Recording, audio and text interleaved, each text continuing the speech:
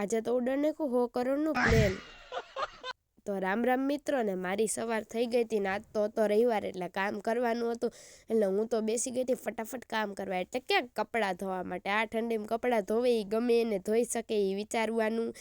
અને બસ પછી તો કપડાં ધોયા તો હાથ તો આખા થઈ ગયા હતા લાલ લાલ એ જોયું અને એને તો પછી ઇગ્નોર કરીને વધારે કામ કરવાનું જ હતું એટલે હું તો વળગી ગઈ હતી સાફ સફાઈ કરવાને। અહીંયા તો ગોળા રાખીને એટલે ગોળા આખા લેતા એટલે બહુ કચરો થઈ ગયો તો એને સાફ કરી અને ગોળા રાખવાની જગ્યા કરી નાખી હતી ટનાટન।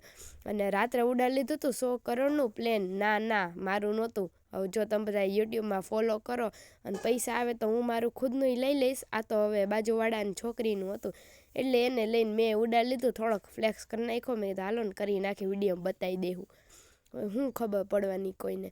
અને બસ બીજે દિવસે તો સ્કૂલેથી આવીને હું તો બેસી ગઈ હતી મારા ચશ્માને સાફ કરવા હાટો કારણ કે હું રોજ બિચારાને પહેરું એટલે એ થઈ ગયા હતા ગંધાર એટલે હું કરતી હતી ને મસ્તના સાફ કારણ કે સાફ તો કરવા પડે ને એમ। અને પછી તો ચશ્મા સાફ કર્યા એટલે ઘરની સાફ સફાઈ કરવી પડે બાકી ઘરની સાફ સફાઈ ન હોય તો મમ્મી આવીને મારી સાફ સફાઈ કરી નાખે એ વિચારીને તો મેં કહી દીધી સાફ સફાઈને રાત્રે અને પછી બની લીધું જમવાનું। અને રાત્રે મેં મારી ગાડી લીધી અંદર। હા ભાઈ અંદર જ લેતી હતી કે રખડવા નહોતી જાતી। સારું હાલો તો મળી કાલ બાય બાય।